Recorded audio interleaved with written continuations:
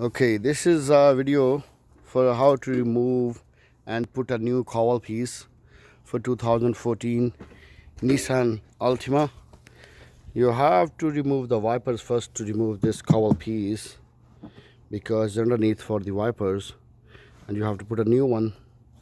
Why we are putting a new one? Because in our ones have a big hole right here, as you can see, and we are putting a new one. And these are the covers for the wipers. You have to put a flathead screwdriver here and pop it up like that. Now we can remove these bolts. Okay, you need a 14 number socket. 14. This is a 14 number socket, number 14, and put it right here and use a ratchet.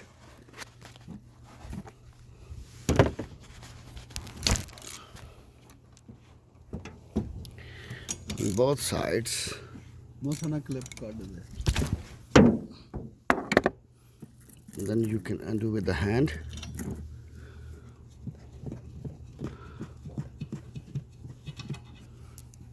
And lift the wiper lid a bit. On that side, push it down, and it's easy to take it out right away.